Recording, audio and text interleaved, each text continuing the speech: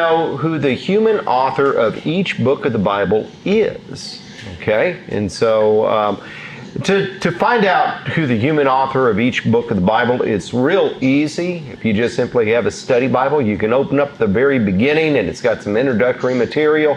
And a lot of the times it will tell you who we think the human author is and why we think who the human author is, who they are. If you don't have a study Bible, you can just Google it and you can come up with it yourself.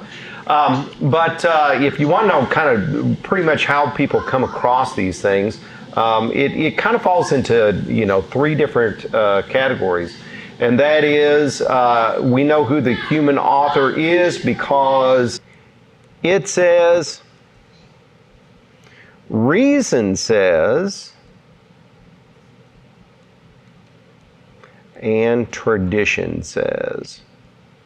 Now, tradition could also be history says too, because there's, sometimes when you look at tradition, it's just somebody thought of it and it caught hold and that's just the way it is and there's really no basis for it whatsoever. Sometimes when you talk about tradition, it is something that somebody says and caught hold, but there's some historical basis behind it. And so, just because you have something that says, oh, tradition says this, it doesn't necessarily mean that, it's kind of far-fetched. A lot of times when you look at stuff like, archaeological sites as far as the traditional site of, that might fall into the far-fetched category, but, there's some other things that maybe not. But, as far as how we figure out who the human authors are, this is kind of the way that things fall, or a combination of the way that things fall. For example, when you take a look at it says so, or it says, you can take a look at a lot of, many of the books in the New Testament, and it'll tell you who wrote it right at the beginning. I mean, you take a look at Paul's letters, and it will say, Paul, an apostle of Jesus Christ. Paul, apostle of our Lord Jesus Christ. So, I mean, it just says it right off the bat. And, we know it is because there's only one apostle Paul. Same way with 1st and 2nd Peter, Peter called to be an apostle. So when you see something like that, for sure, there really isn't any question, or there shouldn't be any question because it says so right there. Now, taking a look at the book of James, what we see in the book of James is this. It says, going over to James chapter 1, verse 1, James, a servant of God and of the Lord Jesus Christ. And so it says it right there, right? Okay, but there's a couple of different Jameses that we've got in the New Testament, I mean, like I said, the Apostle Peter, one. The Apostle Paul, one. James, well, we got two. We've got James, the half-brother of Jesus Christ, who is the pastor of the Jerusalem church in Acts chapter 15. And we've got James the Apostle back in the Gospels, right? And so it's kind of like, okay, which James is it? Now, this is where we have to kind of go back into, so a little bit of reasoning and things like that to kind of figure it out. And one thing that we kind of use to figure it out is that, just simply the dating of what a lot of times people think that the book of James is dated at. Falls after the apostle James was martyred and put to death. And so, that just simply kind of defaults to say, okay, this is the other James right there. And not only that, but it kind of makes sense that if you've got, the Apostle Paul, if you've got the Apostle Peter, why not, if the Apostle James was going to be writing something, why wouldn't the Lord inspire him to say that as well, right?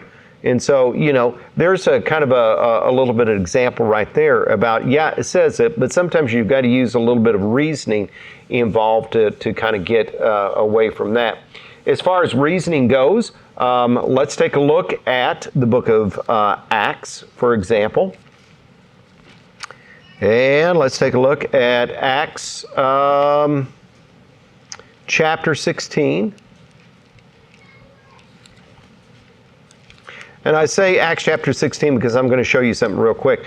Now, the book of Acts and the book of Luke are tied together because when you read the introduction to the book of Acts and you read the introduction to the book of Luke, it goes hand in hand.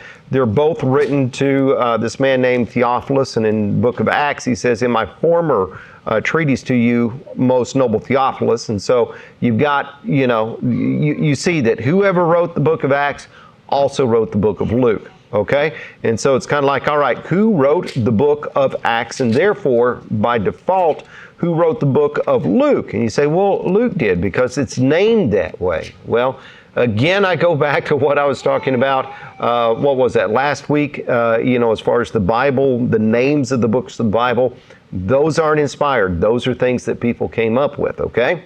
All right. But when we look at the book of Acts, here's an idea about how we can use reason to kind of figure out who. Now, if you take a look at Acts chapter 16, and we'll just start in verse number 6, okay? So it says, Paul and his companions traveled throughout the region of Phrygia and Galatia, having been kept by the Holy Spirit from preaching the word in the province of Asia. When they came to the border of Mysia, they tried to go to Bithynia, but the Spirit of Jesus would not allow them to. So they passed by Mysia and went to Troas. During the night, Paul had a vision of a man of Macedonia and standing and begging him, come over to Macedonia and help us. After Paul had seen the vision, we got ready to at once to leave Macedonia. Okay? Do you see the difference? I know like a lot of times people want to confuse pronouns and, they will want to use they for, a singular, my preferred pronoun is they, them. Wait a minute, are you schizophrenic? Because last time I checked, they, them is third person plural, right? And so here we've got third person plural that is used up until verse number 10. And then what do we find in verse number 10? Second person plural. So what does that mean? That means that whoever was the human author of the book of Acts joined Paul in between verse 10 and verse number 9, right? I mean, does that make sense to you? I think it's pretty obvious, right? Okay. And so in the book of Acts, from this point forward, what we see is that it's predominantly second person. Before that, it was third person. So it's them, they, all these people are here. All of a sudden now, the human author is involved with it. He's there traveling with Paul. He's there keeping company with Paul. And what we see is he's there pretty much towards the end of Paul's imprisonment that's there. Now, you take a look at the book of Philemon and the book of Colossians, which happen to be towards the end of Paul's imprisonment. And what we see is then both of those different books, we see that the person Luke is mentioned. And so, for example, if you go over to Colossians chapter 4 and verse number 14, it says this, our dear friend Luke, the doctor, and Demas send greetings. And so it's just a simple way of Paul, while he's writing to the Colossian church, say, hey, Luke says hi, okay? Luke sends his greetings. Luke says hi. And what's more is you notice that he says, our friend Luke, the doctor, okay? And so this tells us a little bit about Luke, is that he is a doctor. He is an educated man. And when you read the book of Acts and you read the book of Luke, especially if you go back and you read it in Greek, you will understand that whoever wrote this was an educated man. The hardest Greek to translate, bar none, is in Luke and Acts. There are some very interesting phrases. There's very technical languages there, a lot of idiomatic expressions, and that leads people to think that Luke was the only Gentile author because he understood Greek so much. And when you look at both Acts and Luke, you see that there is a very particular eye to detail. You see that there's a very specific language that's used to describe a lot of different things. And so, that's kind of a combination to say, okay, well, how do we know who the human author of Acts and Luke are? Well, you kind of go down that list and you say, well, how in the world am I ever going to understand that? That's where you open up the very beginning of the Bible, in the little introductory section, and you can read about the author and why they do that, and so, by doing that, you can kind of get a little bit of a background about the book as well. Now, so you understand, it says so. You understand reason says so, right? Okay. Now let's take a look at tradition. And for example, you take a look at the book of Judges. Tradition says that Samuel wrote the book of Judges. And so, that's very plausible because Samuel was a priest, Samuel was a prophet, Samuel was a scribe, Samuel was a judge. Samuel did a lot of different things. So it's not out of the realm of thought to think that Samuel wrote the book of Judges. Tradition says that Samuel wrote the books of 1st and 2nd Samuel. And so, that's very possible that Samuel was writing 1 Samuel. However, Samuel dies in chapter 25. So what are you going to do after that, right? Now some people say, okay, because he is a prophet, he was prophesying about the future. And that is very, very possible. I'm not saying that it is an impossibility. All I'm saying is that when you read 1st and 2nd Samuel, it does not read as a prophetic book. It reads as a historical book. It's past tense. It's names. It's dates or not date. Well, yeah, dates as far as how they dated things. It's length of years. It's history. And when you read prophecy as far as things that are to happen in the future in the Bible, it doesn't read like that. It reads somewhere else. Now, probably what takes place is that maybe Samuel wrote portions of 1 Samuel, and then other men wrote portions of 1 Samuel, other men wrote portions of 2 Samuel, and that God inspired different men to go and compile these and edit and put them all together. You see, the one thing that we've got to understand, and this is the most important thing to understand about the authors of the Bible, is that there is one author in particular that is the most important. And who is that? Jesus, God. I mean, we have to remember that God is the author of all the books of the Bible. He used men to write it, but He is the one who is the ultimate author. And here's why this is important. If God inspired a human author to put His name in there, then it's important, right? And so if we read through it and we say, oh, this is a letter that's from Paul, okay, this is a letter that's going to a certain group of people. Okay, God put those in there because it's important for us to understand that. But at the same time, like for example, the book of Hebrews. Who wrote the book of Hebrews? I mean, that's a topic that a lot of people have different opinions about. And to me, it's like, you can read the opinions and you can, kind of understand a little bit about what's going on and gives you a little bit of different insights in the book and everything like that. But at the end of the day, does it matter? No, it does not matter one bit whatsoever because God did not see fit to put that into the book. Okay? And so when you're looking at the human authorship, don't get tied up into it. If it says it, great. If it doesn't say it, don't worry about it because there's other things that you can understand about the book that are far more important, okay? Now, one thing real quick is that you need to understand that when you're talking about human authorship and you're reading about it, at the beginning of the Bible, study Bible, little introductory part, looking something up on the internet, then watch out what you're reading because there are going to be many different people that will come up with, all kinds of different answers to really wind up discrediting the Bible.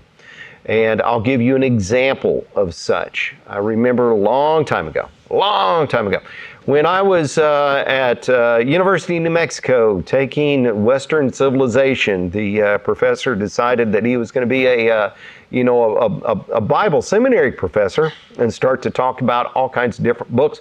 Of course, he didn't understand, about Job, and he really didn't understand about the book of Ecclesiastes. We're going to talk about that in a couple of weeks. But the book of Ecclesiastes really threw him for a loop. And one thing that he was talking about is he said, we know that the book of Isaiah was written by 2, if not 3 different men. And, he spelled out his reasonings why. And of course, at that time, I'm in seminary. I'm like, well, wait a minute, and so I started to kind of dig into why they're saying, it's 2 or 3 different authors for the book of Isaiah. And his reasoning was, there is no way that Isaiah could have said the name of the Persian emperor that had the Jews leave captivity and go back to the land of Israel, Yeah, there's no way unless, of course, it was really written by God, right? If it was written by God, then yes, there is a way, because God is the ultimate author of human history, not just simply the Bible, okay? But in his estimation, there's no way that possibly could happen. So they're working under a premise right at the start. There's no way that God could have done this. There's no way that God is the author of this. It's just solely, strictly by human means, and the things that we see here are impossible by human hands. So, how do we reason that out?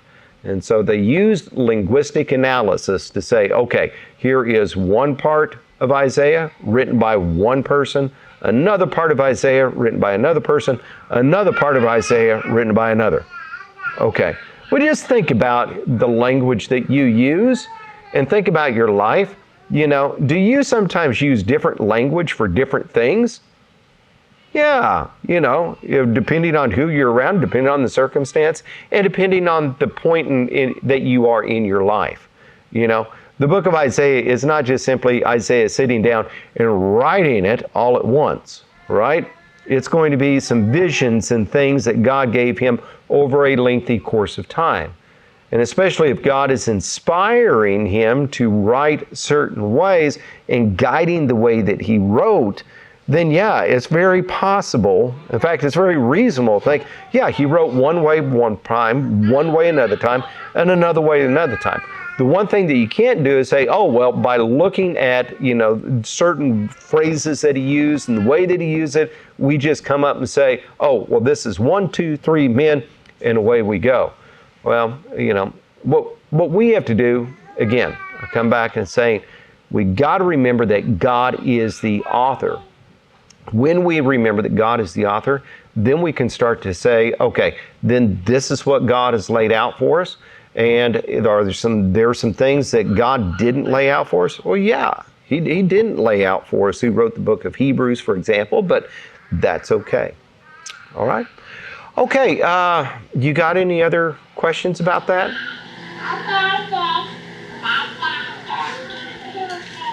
Lindsay's got questions, but I don't understand what they are.